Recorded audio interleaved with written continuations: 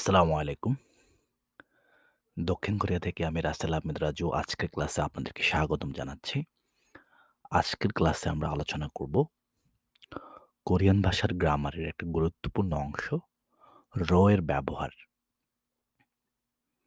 তো চলুন শুরু করি। প্রথমে বলে রাখি র দিয়ে দুটো অর্থ বোঝায়। একটা হচ্ছে দিয়ে বা মাধ্যমে বা দ্বারা, আরেকটা হচ্ছে কোনো কিছুর দিকে। যেমন মসজিদের দিকে, বাজারের দিকে। আর দিয়ে মানে হচ্ছে মোবাইল দিয়ে অথবা হাত দিয়ে অথবা খাবার দিয়ে। তো এই আ যে জিনিসটা পরে আপনি রোটা বসাবেন, সেটার শেষ অক্ষর যদি বাচ্ছিম হয়, মানে দ্যাট মিন সেটা যদি কনসোনেন্ট হয়, মানে ব্যঞ্জন বর্ণ হয়, তাহলে তার সাথে র যুক্ত করতে হবে। অর্থাৎ খালি হবে না, সাথে হবে। স্বরবর্ণ থাকলে শুধু হবে। ঠিক আছে?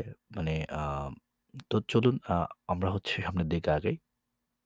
আর যদি এখানে একটা বিষয় যদি রিয়াল হয়, শেষ অক্ষর যদি রিয়াল হয় তাহলেও হবে। ওই একই কথা হচ্ছে এখানে আবার রিয়াল এর জন্য আলাদা বসাতে হবে না। তো আ আ এ এ এবার হচ্ছে আ বিষয়টা কিভাবে যুক্ত করব সেটা তো বললাম। এবার বলবো আ কখন দিকে হবে আর কখন দিয়ে হবে। তো একটা সাধারণ রুল বা আমি লক্ষ্য করেছি সেটা হচ্ছে যে স্থানবাচক শব্দের শেষে যদি এরোটা বসে তাহলে তার অর্থ হবে দিকে। আর বস্তুর শেষে বসলে তার অর্থ হবে হচ্ছে দিয়ে বা দ্বারা। তো চলুন শুরু করি। প্রথম উদাহরণ, বাড়ির দিকে। এটা হচ্ছে জিবরো, জিবরো। এখানে নিচে যে বাচ্ছিম আছে মানে ভিয়প, এই ভিয়পের হচ্ছে এটা কিন্তু ব্যঞ্জন বর্ণ। এটাকে পারফেক্ট করার জন্য খালি রো না দিয়ে উরু দেওয়া হইছে। আশা করি বুঝতে পারছেন। সো বাড়ির দিকে জিবুরো, বাম দিকে উঞ্চুগুরো, বাম দিকে উঞ্চুগুরো, পিছনের দিকে থুইরো, পিছনের দিকে থুইরো। খেয়াল করে দেখেন এখানে কিন্তু থুইরোর পরে কিন্তু শুধু খালি রো হইছে। উরো হয় নাই। উরো কিন্তু হয় নাই। কেন হয় নাই? কারণ এই থুইয়ের শেষ থুই এটার শেষ হচ্ছে কি স্বরবর্ণ। কোনো বাচ্ছিম নেই। তো এই স্বরবর্ণ হওয়ার ফলে এখানে টা দেওয়ার কোনো প্রয়োজন পড়েনি। এটা এমনি মিলে গেছে। থুইরো পিছনের দিকে। এরপর কি অদিরো কোথায় বা কোন দিকে। অদিরো কোথায় বা কোন দিকে। এরপর হচ্ছে কি কোম্পানির দিকে। এটা হচ্ছে কি হুইসারো, হুইসারো, হুইসারো কোম্পানির দিকে। পাহাড়ের দিকে সানেরো, সানেরো, সানেরো পাহাড়ের দিকে। এখানে আ আ সান অর্থ পাহাড়। এই শব্দের শেষ হচ্ছে কি নিয়ন। নিয়ন কিন্তু একটা কনসোনেন্ট বা ব্যঞ্জন বর্ণ এবং বাচ্ছিম। এই কারণে এই ব্যঞ্জন বর্ণকে মিলানোর জন্য শেষে খালি রো না দিয়ে উরু দেওয়া হইছে। উরু, সানেরো। আশা করি আপনারা বুঝতে পারছেন। এগুলো হচ্ছে আমাদের দিকের উদাহরণ। আরো কয়েকটা দেখি। হোয়াজাং শিল্লো টয়লেটের দিকে। হোয়াজাং শিল্লো টয়লেটের দিকে। ওই যে বলেছিলাম যে শুধুমাত্র রিয়লের ক্ষেত্রে হচ্ছে যেহেতু রিয়াল একটা ব্যঞ্জন বর্ণ এখানে কিন্তু উড়ো হবে না। এখানে অনলি ল রো হবে এবং উচ্চারণ হবে সিল্লো। হোয়াজেং সিল্লো, হোয়াজেং সিল্লো। আচ্ছা, এরপর কি শহরের দিকে। আমরা যে আমরা হোয়াজেং সিল মানে কিন্তু টয়লেট আপনারা তো জানেন। এরপর হচ্ছে শহরের দিকে। শহর মানে হচ্ছে কি থুসিরো, থুসিরো, থুসি মানে হচ্ছে শহর। থুসি শহর, থুসিরো শহরের দিকে। রেল স্টেশনের দিকে কি Khisa ইয়োগোরো, Khisa ইয়োগোরো, Khisa rail yoke station ইয়োগোরো, ইয়োগো এখানে গিয়কটা ওই জায়গায় চলে যাবে যেখানে খালি আছে উড়োর জায়গায় চলে যাবে তাহলে কি হবে ইয়োগোরো, ইয়োগোরো, ইয়োগোরো, খিচা ইয়োগোরো, খিচা ইয়োগোরো। রেল স্টেশনের দিকে, রুমের দিকে ফাংরু, ফাংরু, ফাংরু। এখানে রুম মানে হচ্ছে ফাং। হ্যাঁ? এখানে শেষে হচ্ছে ইয়ং। ইয়ংটা কিন্তু একটা কনসোনেন্ট বা ব্যঞ্জনবর্ণ।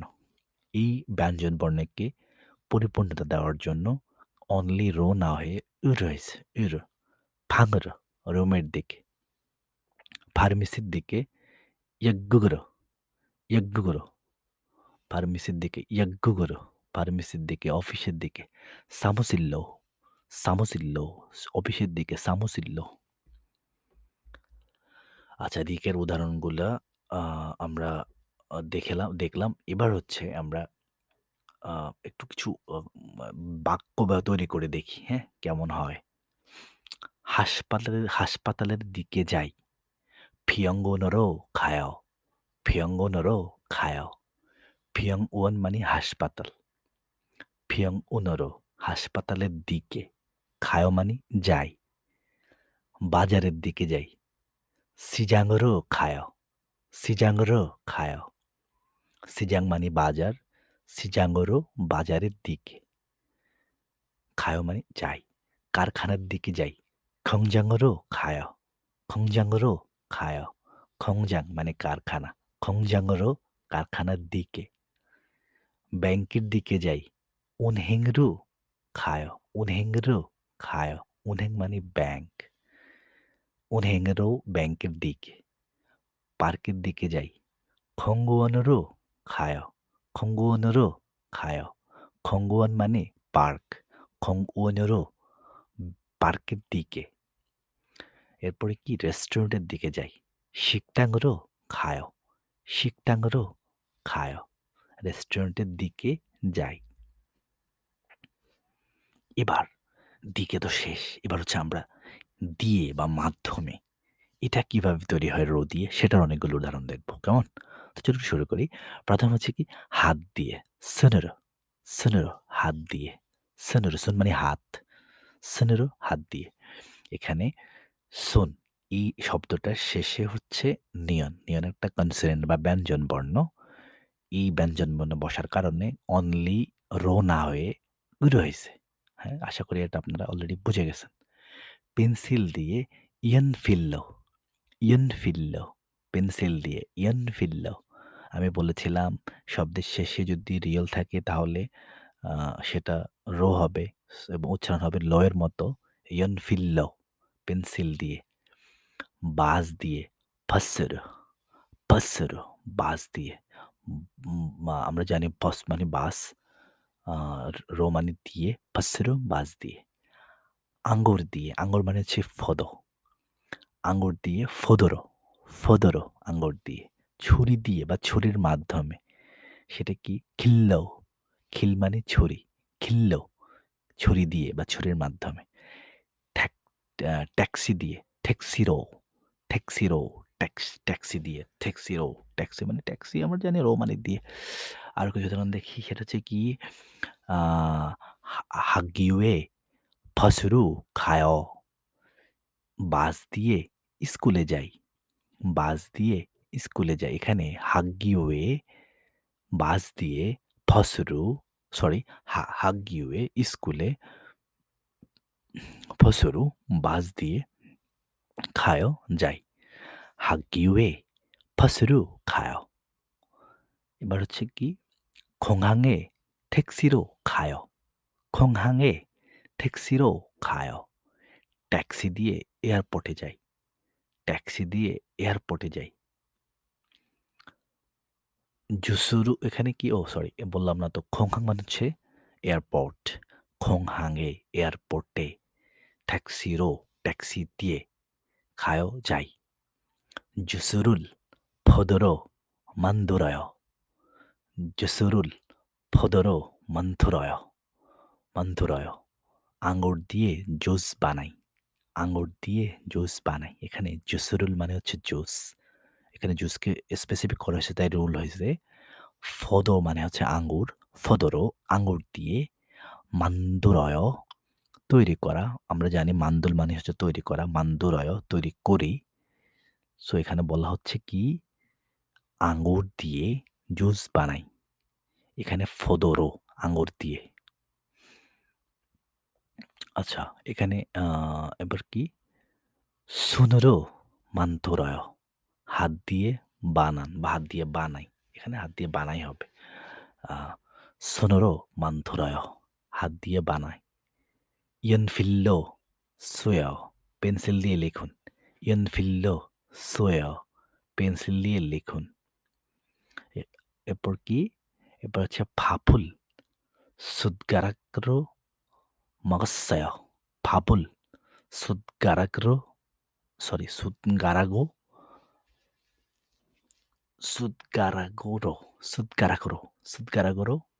숟가락으로 숟가락으로 এখানে সুদগারাক এই সুদগারাকের সাথে এই যে উরও যুক্ত হইছে। এজন্য সুদগারাক না হয়ে সুদগারাগ্র সুদগার সুদগারাগ্র সুদগারাগ্র একটু ডিফিকাল্ট আসলে এটা উচ্চারণ করা। সুদগারাগ্র 먹었어요. চামচ দিয়ে ভাত খেয়েছি। চামচ দিয়ে ভাত খেয়েছি। এখানে ভাপ মানে ভাত, 숟가락 মানে হচ্ছে চামচ, 숟가락으로 চামচ দিয়ে 먹었어요 খেয়েছিলাম বা খেয়েছি। ফার্স্ট টেন্স, ঠিক আছে? তো আশা করি রো এর ব্যবহার আপনাদের কাছে একদম ক্লিয়ার হয়ে গেছে। কোনো কনফিউশন থাকলে অবশ্যই কমেন্ট করবেন। আর হোমওয়ার্ক হচ্ছে এই ভিডিও থেকে আপনি যা শিখলেন তা প্রয়োগ করে নিজের থেকে ৫ টি সেন্টেন্স আপনি কমেন্ট বক্সে লিখুন। তাহলে আমি দেখব যে আপনারা এটা শিখতে পারছেন এবং চেক করব আপনার এটা হইছে কিনা। আর ভিডিওটা আ এক is usual like, comment, subscribe আপনাদের কাছ থেকে চাই প্লিজ। আর আমরা আমাদের পেইড যে ব্যাচ আছে আমরা পেইড কোর্স শুরু করতে যাচ্ছি খুব শীঘ্রই। তো আপনারা যারা ইন্টারেস্টেড আমাদের ব্যাচে আ আ আ জয়েন করতে তারা আমার সাথে যোগাযোগ করতে পারেন। আমার ফেসবুক আইডিতে আমাকে নক করবেন। রাসেল আহমেদ রাজু লিখলেই আমার ফেসবুক আইডি পেয়ে যাবেন। আমার পেজে নক করবেন না, আমার আইডিতে নক করবেন। কেমন? আমি ডেসক্রিপশনে প্রয়োজন আইডি দিয়ে দেব।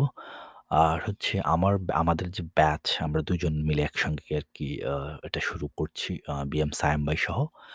আমাদের পরিকল্পনা হচ্ছে আপনাদেরকে এমনভাবে টিচিং দেওয়া যেন হচ্ছে আপনারা প্র্যাকটিস করার মাধ্যমেই হচ্ছে এগুলা শিখে ফেলতে পারেন। অর্থাৎ একটা অন্যরকম একটা মেথড যেটা আপনি হয়তো অন্য কোনো জায়গায় দেখেননি। আমরা গ্রামার এবং সেন্টেন্স মেকিং একই সঙ্গে প্রচুর পরিমাণে প্র্যাকটিস হবে। আপনাদেরকে দিয়ে আমরা প্রচুর বাক্য তৈরি করাবো। যেন আপনারা সহজেই হচ্ছে এগুলা শিখে ফেলতে পারেন এবং মুখস্থ করার জন্য প্রচুর পরিমাণে চিল্লাফাল্লা যেন না করতে হয়। হ্যাঁ? আপনি জাস্ট হোমওয়ার্ক করবেন ইনশাআল্লাহ। আপনি হোমওয়ার্ক মানে হচ্ছে চিল্লা পড়া না। হোমওয়ার্ক মানে হচ্ছে আমরা কিছু কাজ দেব, ওয়ার্কশিট দেব, ওয়ার্কবুক দেব। আপনি সেগুলা ফিল আপ করবেন। সেগুলো হোমওয়ার্কগুলো করলে আশা করছি আপনার গ্রামার এবং ভোকাবুলারি এগুলো আপনার মেমোরাইজড হয়ে যাবে। তো সবাই ভালো থাকবেন। আসসালামু আলাইকুম।